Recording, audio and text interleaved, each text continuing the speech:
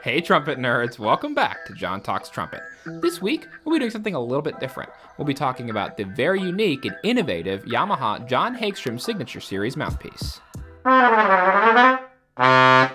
First, let's quickly go through the specs of this mouthpiece. The rim has an inner diameter of about 0.615 inches, which is around a Bach 5 to 7 rim diameter. The cup is based on a Bach 1B. The throat is actually exactly halfway between a 25 and a 26, or 0.1485 inches. I'll call this 25.5. And the back bore is a particular Bach Symphonic 24 back bore, a little smaller in overall volume than the average symphonic back bore.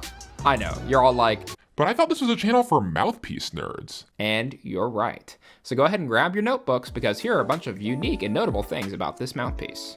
The rim was originally designed in the 1980s by Vince DiMartino and is not only a bit smaller than most orchestral mouthpiece rims, but also has a unique shape. The rim itself is wider, in rim width, not inner diameter, and flatter than most modern Bach mouthpieces. Vince designed it to be an optimally efficient shape for achieving a balance of sound quality, agility, and stamina. The first Hagstrom mouthpiece copy, which was done by Jeff Parke in 1999, was a one-piece copy of Hagstrom's original 1B underpart with the smaller DiMartino rim screwed onto it, which gave that mouthpiece a negative alpha angle, or a noticeable undercut due to the difference in diameter between the rim and the top of the cup. Since Parke was cutting those copies with a single-point cutting tool, he was able to copy that detail exactly.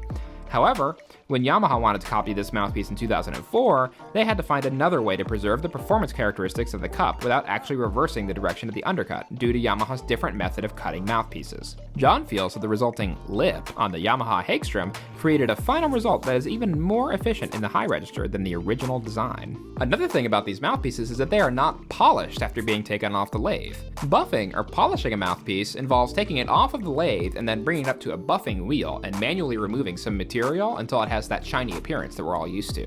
Hagstrom personally insisted that the mouthpiece not be buffed or polished after being taken off the lathe because during the prototype testing, he felt that there was too much of a difference from the original rim after the buffing process before getting it plated. Yamaha's lathe cutting finish with no buffing is still very smooth and similar to the feeling of most trumpet mouthpieces after a few months of wear. My personal Hagstrom is a little bit battle-worn, but hopefully you can see the difference in finish when compared to a polished mouthpiece. One more important thing, the design of the throat and back bore of this mouthpiece changed in 2008. The Yamaha Hagstrom that was produced between 2004 and 2008 had a smaller throat, a 26 instead of a 25.5, and a slightly smaller back bore. According to Yamaha, all these initial mouthpieces were actually sold by the end of 2008, and any mouthpiece purchased since 2009 is in the new design. Here are some personal thoughts about this mouthpiece. You can really tell that this mouthpiece was designed to be balanced with the Yamaha Chicago B-flat, C, E-flat D, and orchestral C cornet, which also takes a trumpet mouthpiece. For a mouthpiece with a little bit smaller of a rim, it really has a beautiful, full ringing sound like you'd want to hear from an orchestral mouthpiece.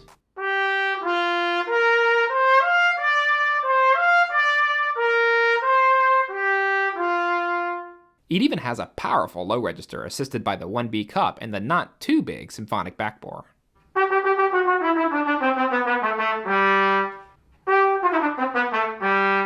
I personally played this mouthpiece with great success for about a year and a half. For more information about our relationship, go ahead and check out my mouthpiece breakups video.